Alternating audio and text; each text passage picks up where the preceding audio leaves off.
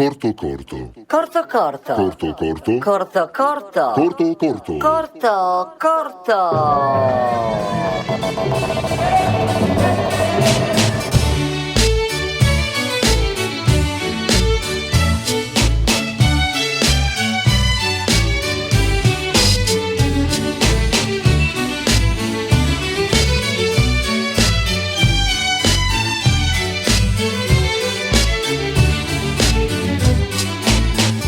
Salotto di Allora, Mao. signore e signori, benvenuti al salotto. Facciamo un applauso così per rompere il ghiaccio, perché questa è una puntata particolare, la prima puntata dell'anno. Siamo di nuovo qui nel nostro diciamo, la sala blu dell'NH, quella nostra preferita, diciamo, la nostra sala più diciamo gustosa.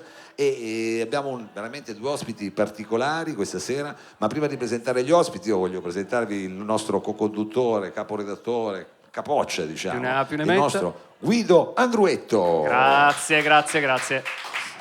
Oh, Guido, allora stasera puntatona anche così un po', diciamo, più intima. Mi piace questa cosa qua, che abbiamo questa sfida un po' più intima, e come di consuetudine dobbiamo cominciare con la scheda perché abbiamo due ospiti Sì, importanti. facciamo come nostra abitudine questa brevissima introduzione, scheda di presentazione, un po' come se fosse Sanremo. Ne abbiamo parlato prima, ma ci torniamo dopo sull'argomento, anche perché si avvicina davvero il festival, mancano pochi giorni. Meno male che Per arriva cui la primavera. vi faccio questa piccola presentazione che ovviamente non può essere esaustiva di una carriera veramente già straordinaria, lunga, straordinaria, incoronata Miss Italia nel 2004, è uno dei volti sicuramente più noti e più amati della televisione, del web e della moda, una torinese veramente doc, ha condotto programmi di grande successo in televisione e dopo ne parleremo. È anche madrina della Fondazione Piemontese per la ricerca sul cancro, un impegno importante che sta portando avanti negli ultimi anni. È qui con noi Cristina Chiavotto. Benvenuta Cristina. Spero di non cadere. Buonasera a tutti. Come Sanremo, cado dalle scale, ma sono in piedi in realtà. Lo tolgo io, perfetto. Sì, Che strappalo bella via. presentazione, grazie. Ma figura, ma sai che abbiamo Mi fate Guidino, emozionare. è un super professionista lui, no? E poi ci teneva tanto, e da tanto che aspettavamo di averti qui, quindi siamo contenti di avere, ha detto bene Guidino, una torinese doc, ma posso dire anche una torinese che ama la cintura di Torino. E sono di Borghi. Ma infatti, ma meno No, male. questo è importante. Nata a meno Moncaglieri, precisiamo, poi il sindaco c'è stato un problema perché il sindaco di Moncaglieri fa no, ma è di Moncaglieri. No, non sono di Moncaglieri perché in realtà Solo io nata. sono solo nata nell'ospedale, non si è capito perché mia mamma da Borgaro sia andata fino a Moncaglieri e poi ho sempre vissuto a Borgaro Torinese, quindi Torino e cintura ci tengo a precisare, è un po' provinciale. No, ma io ragazzi. infatti sono partito subito da lì perché ho letto la bellissima intervista che c'è, che ti ha fatto sul nostro giornale Guidino, e la cosa che mi è piaciuta, cioè che come dire, ho subito dato, fa sì, a me Torino per carità piace, però ricordiamoci anche della cintura di Torino perché è un posto, cioè poi la gente che arriva da... infatti hai fatto benissimo, e anzi io te ne do atto subito. Siamo partiti un po' a gamba tesa, scusami, però partiamo con una domanda seria perché adesso c'è Guidino e... Seria? Prima citavamo Sanremo, però insomma un'esperienza l'hai fatta anche con il festival, e quindi anche sicuramente avrai dei ricordi di quell'esperienza, però come ti abbiamo chiesto anche nell'intervista sul giornale del Salotto di Mao, dal 2004 ad oggi hai lavorato veramente tantissimo con una dedizione, una costanza che ti hanno portato ovviamente in tanti progetti, soprattutto televisivi, per cui c'è qualcosa davvero a cui tu sei legata più di tutti a livello televisivo, ovviamente, come come programma? Ma Miss Italia è stato ovviamente l'inizio ufficiale perché era il 19 settembre 2004 e l'anno scorso ho fatto 20 anni da Miss, non mi sembra vero, dicevo prima, vi raccontavo, tra un po' vado in pensione, e sono stati 20 anni belli, concentrati per l'età, perché avevo 18 anni, quindi ero veramente giovane, e devo dirti che è difficile fare una classifica perché ho avuto la fortuna di vivere tante esperienze, tutte bellissime, però se dovessi scegliertene una ti direi sicuramente Ballando con le stelle e le Iene sono state l'inizio proprio importante, perché avevo solo 19 anni, mi sono trovata a condurre un programma come Le Iene in diretta assieme a Luca e Paolo, affrontando anche argomenti abbastanza importanti, come sapete, come trattano il programma delle Iene, quindi è stato veramente il mio inizio e trovarmi a quell'età a condurre un programma così è stato speciale, intenso ma speciale. C'è credo una caratteristica che ti contraddistingue, ovviamente oltre alla bellezza, ma c'è anche una personalità molto solare, empatica che tu esterni, e quindi è interessante capire come questi elementi appunto del tuo carattere ti hanno accompagnata in questa carriera che hai fatto. Secondo me hanno fatto tantissimo. Vabbè, io devo dire grazie a mia mamma che è beneventana, posso dirlo, perché ho mio papà piemontese doc, Ciabot, classico cognome del canavese, e la mamma beneventana, quindi papà super mente regolare, precisa, sempre tutto deve essere dentro sto cerchio, tutto a posto, e la mamma che farebbe feste tutte le sere con un sorriso grande così.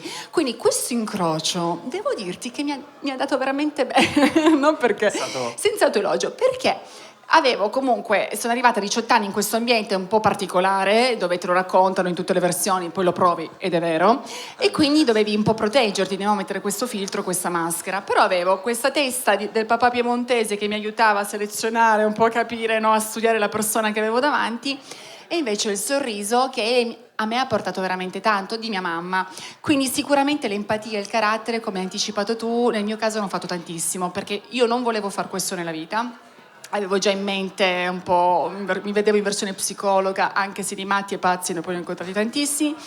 E mi piace studiare la mente umana, ascoltare le persone, e quindi mi vedevo in quella versione lì. Poi bivio, la vita mi ha regalato una sorpresa bellissima, vinco Miss Italia, partecipo al concorso così per gioco, io ero ancora minorenne, i miei mi iscrivono, eccetera, ed entro a far parte di questo mondo, ma mi cambia veramente la vita con un click, perché non era prevista tutta sta roba.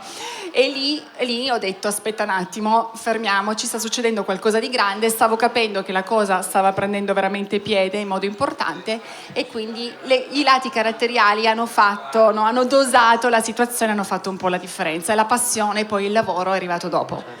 Allora, Guidino prima ha parlato del fatto che sei anche madrina di una situazione importante, però io aggiungerei, perché hai parlato anche di tua mamma, ma adesso sei mamma anche tu di 2 bambine piccole, no? Quindi questa è una cosa bellissima, e immagino che in qualche modo, se lo è stato, per certi versi un po' uno spartiacque nella tua vita o nella carriera, questa esperienza nuova. Allora, sicuramente, più che altro sono diventata mamma 2 anni consecutivi, quindi tempismo perfetto, però il Covid ci ha rilassato tutti, eravamo in un mondo parallelo, e quindi la gravidanza, sì, 2 anni importanti della mia vita che mi hanno realizzato come persona, quindi per me è impagabile tutto ciò, rimane al primo posto in classifica su tutto, su ogni esperienza, e sicuramente ti cambia, dai priorità diverse, e fai scelte diverse, progetti magari impari a selezionarli, non riesco a staccarmi di casa magari tantissimo, però ciò non vuol dire che uno stia fermo, no? Si può far tutto, si ha la fortuna di poterlo fare, e quindi sicuramente è stato un momento importante del mio percorso che ha, diciamo, incorniciato tutto in modo speciale. A questo proposito c'è, credo, un modo anche per comunicare probabilmente poi alle bambine, o sicuramente poi in famiglia, però l'hai fatto, diciamo, in passato con dei programmi televisivi specifici, per esempio attraverso la cucina, il cibo, sicuramente devo andare poi in bagno questo.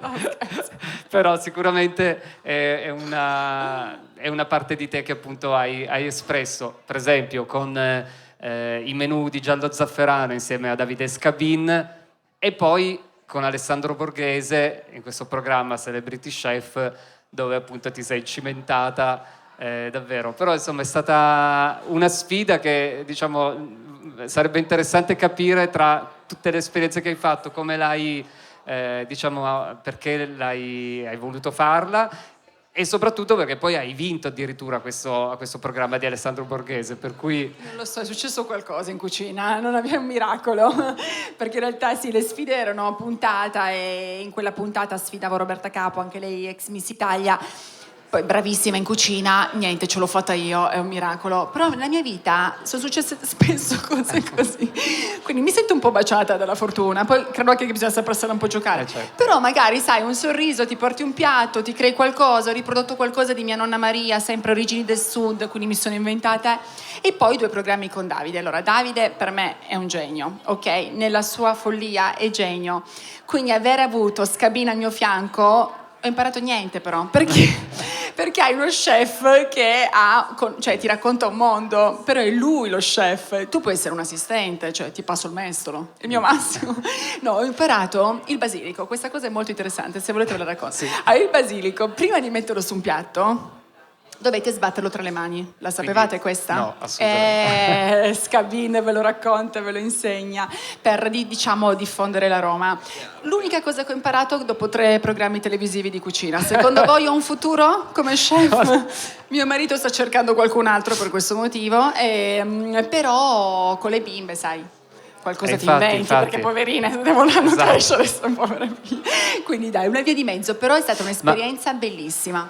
Senti, questi format televisivi legati alla cucina, perché tra l'altro proprio l'altro giorno ho fatto un'intervista che è uscita oggi a Piero Chiambretti, che dice sostanzialmente tutti questi format televisivi stanno esagerando a spingere troppo, perché poi in realtà non corrisponde a quella che è, diciamo, la realtà dei piatti che si preparano a casa. Quindi, però tu hai avuto che tipo di percezione? Allora, con Davide, che è proprio chef, quindi non è perché spesso adesso gli chef televisivi sono un po' prime donne, no? Quindi ti giudico, ti dico il piatto sì o no e via, ma creo distanza.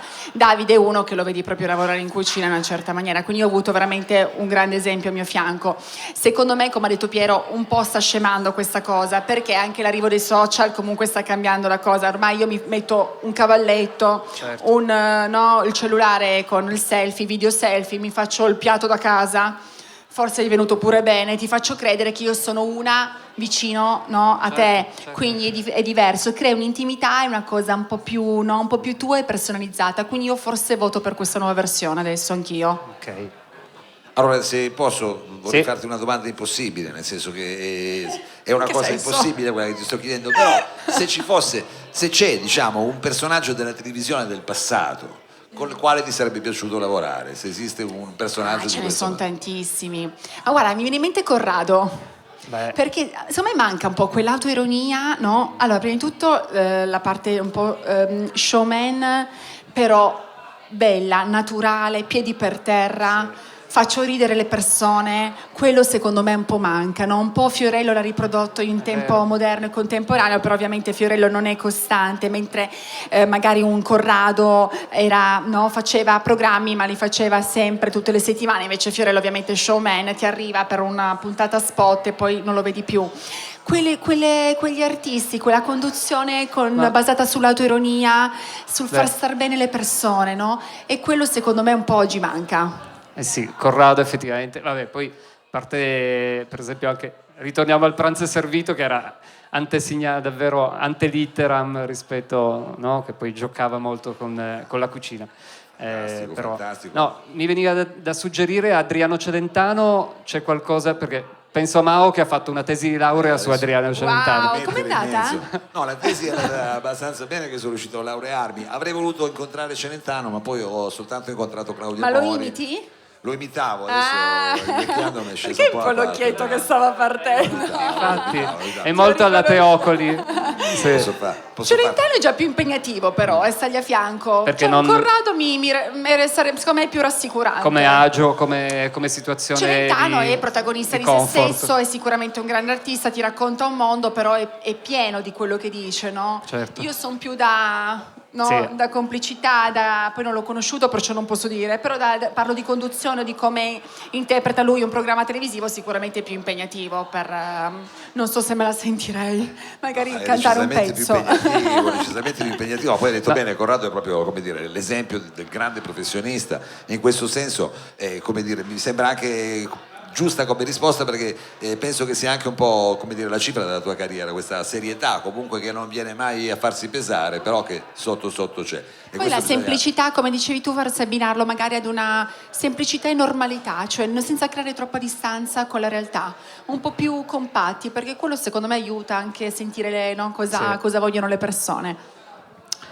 Vabbè, quindi noi siamo verso la fine. Chiaramente se io fossi io- sindaco di Torino vorrei che diventasse No, ambasciatrice esatto. della nostra città. Turismo Però Torino, purtroppo- dai. Sarebbe Infatti, tanta- ma no, di perché- più, Carino, di grazie, più, ma no, di ce ne più, siamo, però- dai, qualcuno c'è a No, Torino. questo elemento veramente di promozione della città che viene fatta da tempo in modo del tutto spontaneo e naturale, perché quel grande amore per Torino che poi in qualche modo è tornato a te e però devo dire Turismo Torino e provincia ti hanno affidato, è una notizia tutto sommato recente perché comunque alla fine dello scorso anno che appunto hai questo ruolo anche di ambasciatrice o testimonial soprattutto di lati della città anche forse meno conosciuti, cioè, o comunque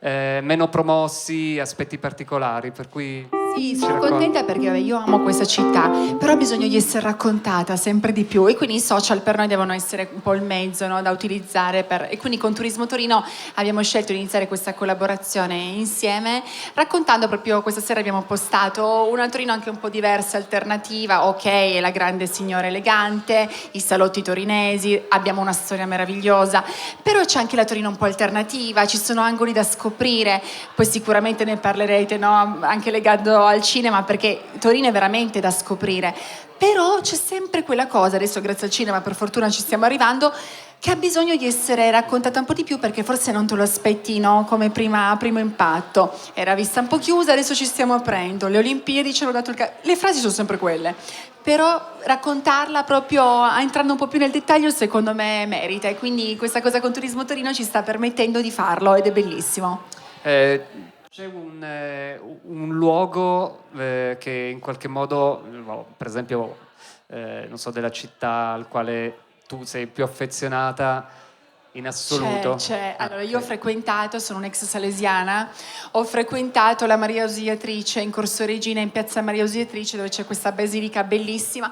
Per me quella piazza no, è una roba pazzesca. Io ogni volta che passo con la macchina dico, mi sento a casa, anche perché io lì ho Vedi, però. dall'elementare al liceo sono stata là dentro, cioè non è che No, diceva però- un anno, 2 anni. Però vedi come... Da Borgaro mi portavano alla Maria Ausiliatrice, quindi tanto di cappello a mamma Fiorella e papà Beppe, perché io forse non l'avrei mai fatto.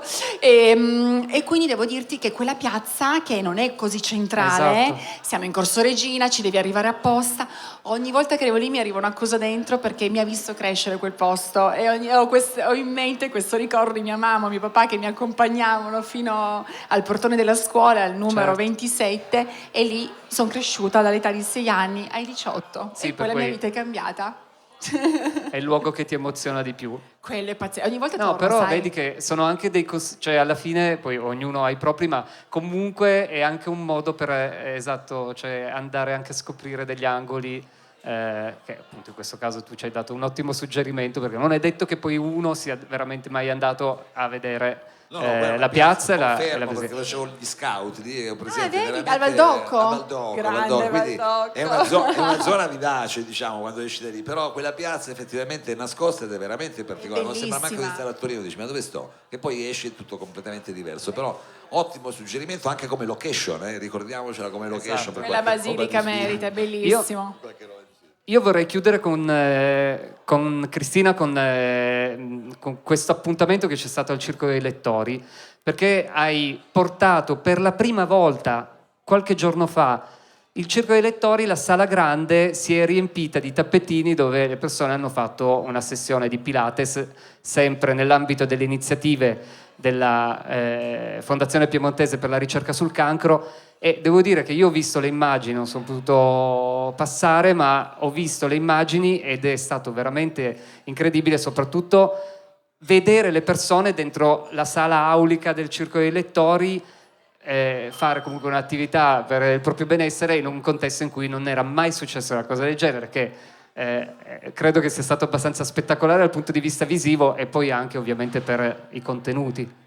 È stato proprio bello e emozionante. Noi con la Fondazione Piemontese per la ricerca sul cancro e l'Istituto di Candiolo stiamo organizzando appuntamenti mensili, tra cui appunto Pilates e Benessere, per unire non solo pazienti e ex pazienti, ma anche infermiere, medici, tutti gli esperti che lavorano a Candiolo e sentirci una grande famiglia assieme per questa lotta purtroppo ancora troppo grande. E quindi con il Pilates, ricordando anche che lo sport fa bene, e altri eventi, poi faremo forse qualcosa anche sul food, ma non abbiamo ancora definito il tutto, quindi non posso anticiparvelo, però aiuta un po' a sentirci una grande famiglia in questa lotta. E quindi se volete seguire la pagina della fondazione faremo assolutamente, ma è aperto a tutti, gratuito. Fantastico. Tutte le donne, ho visto anche uomini che se la sentono Sì. di partecipare perché magari hanno vissuto tutto questo, perché magari hanno avuto un familiare che ha dovuto lottare, devo dire che ne vale veramente la pena ed ha un senso un po' diverso alla nostra vita. Bravissima, grazie. Grazie a voi di tutto. Grazie Che a carini, Cristina grazie. Chiabotto, grazie di esserci venuta a trovare, speriamo di averti qui prestissimo e in bocca al lupo per tutti i tuoi progetti. Corto, Viva il lupo, ciao ragazzi, Corto, grazie a corto. tutti, Corto, buona corto. Grazie a serata. Cristina Chiabotto. corto. Corto, corto.